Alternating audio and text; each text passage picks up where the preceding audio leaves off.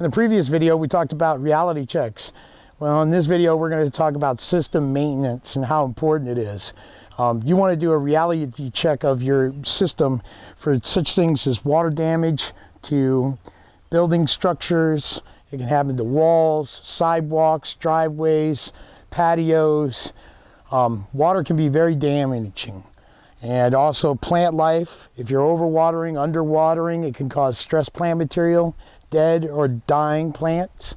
Another reason for doing a system evaluation on a monthly basis is to make sure that the system is running most efficiently, that there's no runoff, that there's no broken sprinklers, that it's not causing any damage to walls, to fencing, to patios, any hardscape structure, and that runoff's not occurring down the street and wasting a natural, precious resource. Okay, now we're going to actually do a system check. We're going to check areas that have too much water or too little water. We're actually going to check the irrigation components themselves to see how they're functioning. If the sprinkler heads are performing the way that they should be performing, if the drip emitters are performing the way they should be performing. Typically when we do a system check, what we're looking for, sprinklers work on the concept of head-to-head coverage. Meaning that one head sprays to another head and covering the distance in between. So what we look for is head-to-head coverage. We look for any sprinklers that might be low, leaning, sprinklers that are spraying out of arc, which means out of pattern, so they're not hitting the intended target.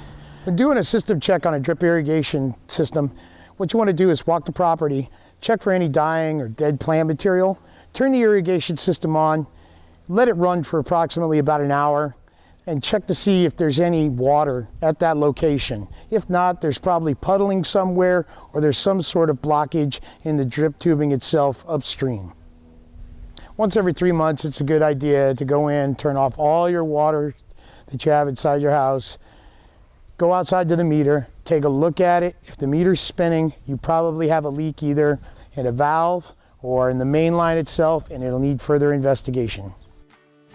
Thank you for tuning into part 3 of our homeowner irrigation video series.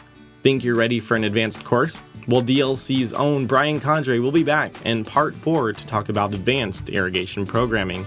Until then, find us online at dlcresources.com, dlclearningcenter.com, or facebook.com/dlcresources.